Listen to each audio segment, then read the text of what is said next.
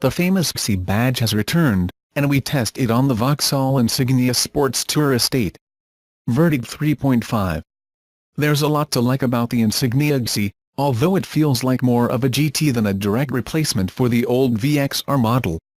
It's pretty quick and drives nicely, but we don't think it adds quite enough over lesser Insignias, which are every bit as practical and still very enjoyable to drive, to justify the extra pounds in its price tag.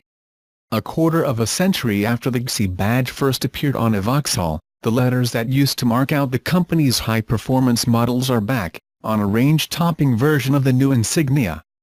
In effect a replacement for the VXR, the Insignia GSI is available in two body styles, the Grand Sport Hatch and the Sports Tour Estate we're driving here. Buyers have the option of a diesel engine too.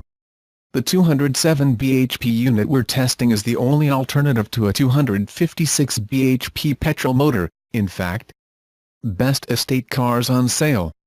Thanks to its sport suspension, the GSI sits 10 mm lower than a regular model, and its 20-inch alloys, bespoke bumpers and sills, LED headlights and gleaming exhaust pipes all make it stand out from lesser Insignias.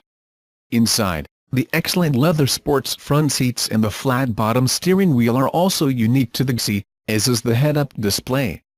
However, when you first drive off in the sports model, you may wonder what all the fuss is about. The 8-speed automatic transmission is quite slow to get the car going, so it doesn't seem all that quick in stop-start traffic.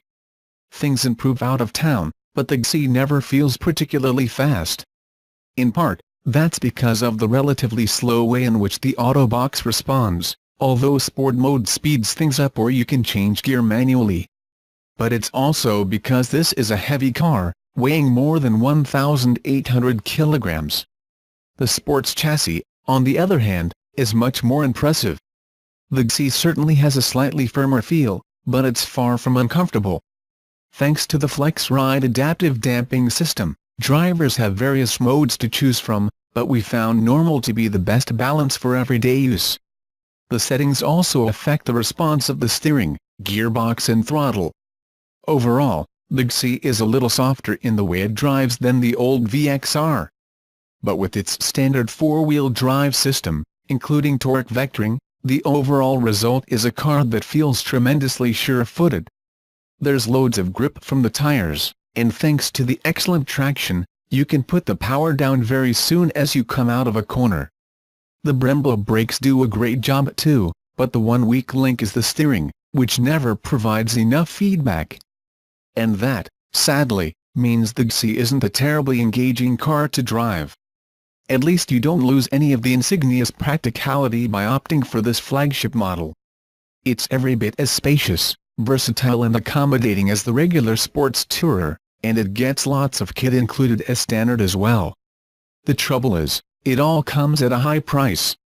Costing just shy of £34,500, this is the most expensive model in the Insignia lineup. It carries a £4,500 premium over an Elite NEV version, in fact, and costs about the same as several competitors wearing more prestigious badges than the Vauxhall.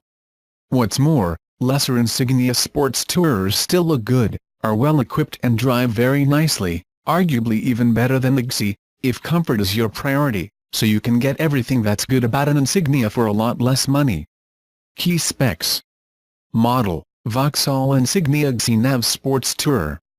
Price: £34,475.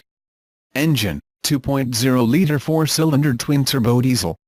Power torque: 207 bhp/480 Nm. Transmission: 8-speed automatic, 4-wheel drive.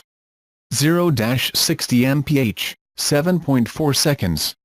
Top speed: 144 mph. Economy CO2: 39.8 mpg/187 grams per kilometer. On sale now.